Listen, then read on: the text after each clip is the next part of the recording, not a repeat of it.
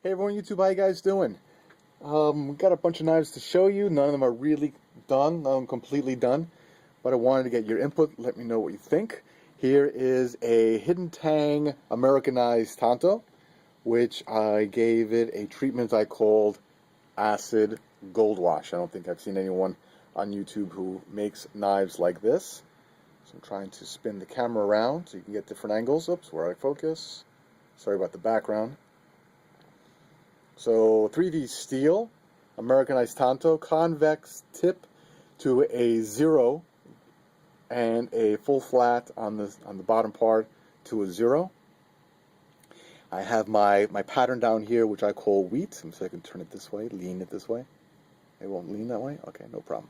Let me move my light source around so you could get more of a, see a different, see if I can get that gold to show any better. Alright, so I call this acid gold wash. Let me turn it around.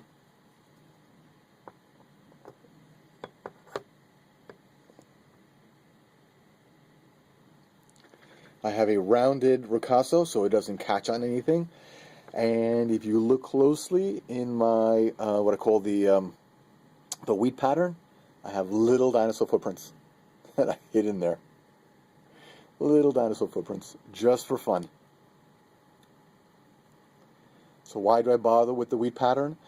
I have to put some sort of nail polish or something to protect the edge when I dip the blade in the ferrochloride acid. So I put nail polish below. And unless I make that line perfectly straight, I think it looks pretty bad with a wavy, rocky line. So in order to decorate it, make it fancier, make it my style, it's a little extra effort, but I really enjoy this kind of work, so I don't mind doing it. So I thought we'd just have a little fun with this one. A little silly creativeness, I guess. I don't know. Well, anyway, this one is probably going to get desert ironwood scales. And maybe some sort of a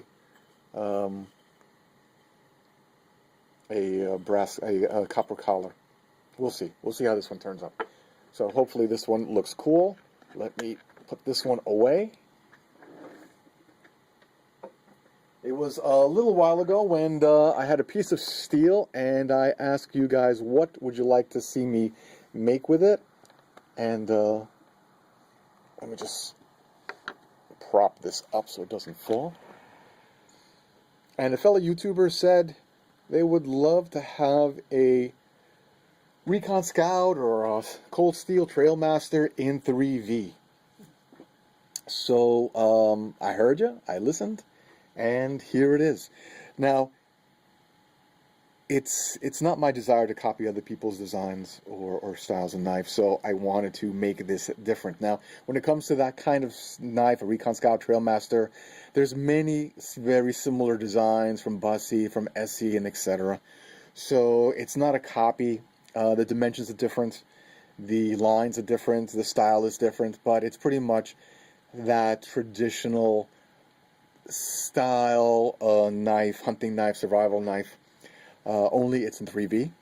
It's almost 0.3 inches thick.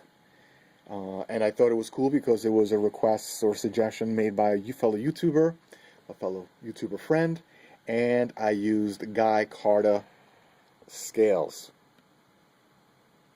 Let me just turn this guy around. There we go. So I can go back here. Let me change the light so we could see how I can enhance the color, because it's not sure if I'm getting a good color. Look, everything looks very white out on the camera.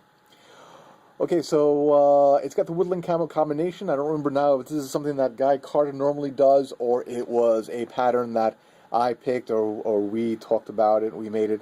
A hunter green, a hunter green paper or linen, and canvas in brown and light brown or desert tan. Trying to move it around so you can see the colors. Again, it's got my fancy wheat edge, no dinosaur footprints. The wheat edge does not change the performance, it's just there for decoration and to protect the tip. the edge, the cutting edge, when I dip it in acid.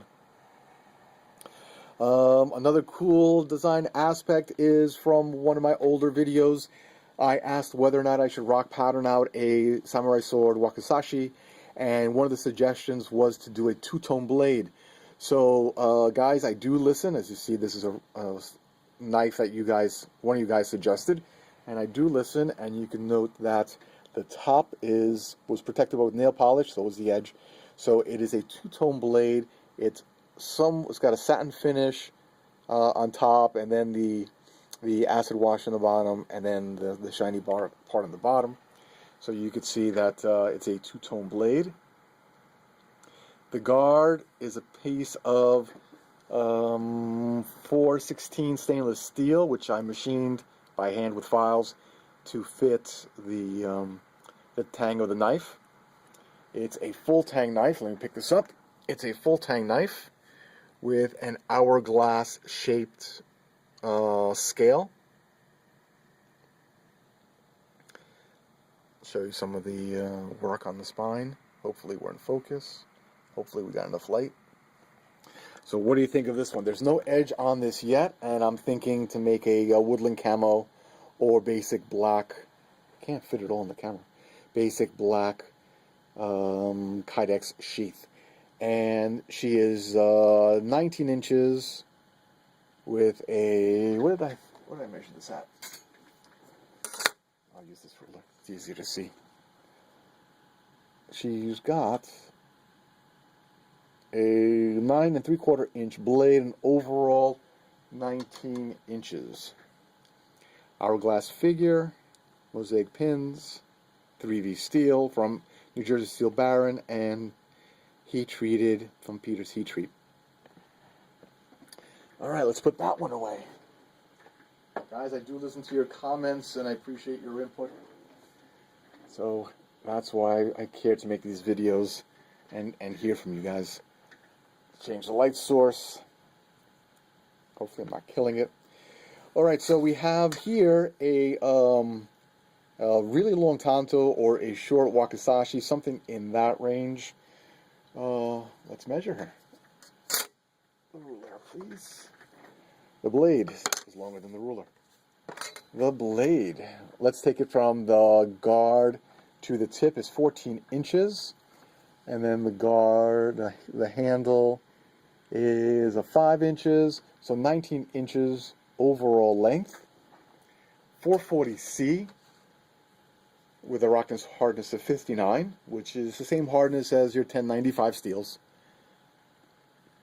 440C, if I remember correctly, has 1.2% carbon, so a higher carbon than your 1095 steels. The wrap is a synthetic silk. It's a polyester. Underneath there is a piece of leather. Actually, it was a leather belt that had a nice pattern that I bought and used for this purpose. This is a pivot pin. Looks quite large, but that's the large head. It's a 1/4 inch hole, and the glue and the wrap and everything holds it together. And this is very sturdy because I've used the same wrap, same materials for my Kaz sword, and it's held up well in many chop tests. The tang I fashioned out of a piece of 440C, rock pattern and acid washed. That is a copper. Put that over here. That is a copper pipe, which I flattened and shaped to make the collar, which is called a habaki. And then you've got your blade with a slight swedge. Let me turn it around. There is no washer, which is called the seppa, in this area. Let's focus. Now you can see the suba, the guard, a little better. And again, if you guys have any doubts that there's anything wrong with that handle, watch my videos on the Kaz sword, and you can see me over and over again do lots of chop tests, and the handle holds up fine. And if you have any doubts in 440C, this Kaz sword is in 440C, and it's held up very well, including the edge. So is my Gurkha Kukri, my giant Gurkha Kukri, 26 inches long. Cuts through pressure-treated wood, 2x4s, and a 2-inch ham bone with ease.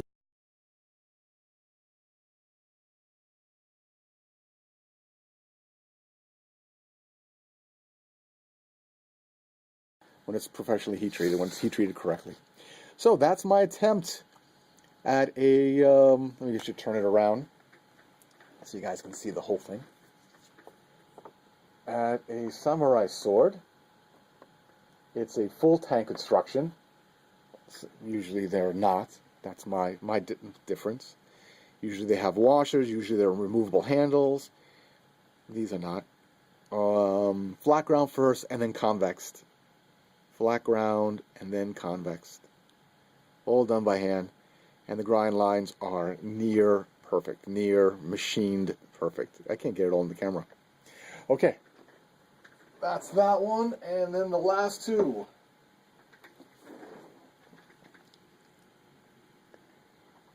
The last two, let's see. Where are we at? Okay. So the sound probably went out at 10 minutes. That's what the camera does. Before I talk about these swords, I want to say, guys, thank you guys and gals who took the time to register and vote at the Jersey Devil 2013 themed build-off. It was a fun project to do, to make the Goga Kukri, and I took third place, which I'm very happy for taking third place, because I'm the new guy in the forum, and I was up against very talented, very skilled, very creative knife makers. Sean took first place. Ryan took second. Both of them have YouTube channels. And I tell you that there were a lot of good entries there that could have easily beat me, because they were all well done projects, well done threads.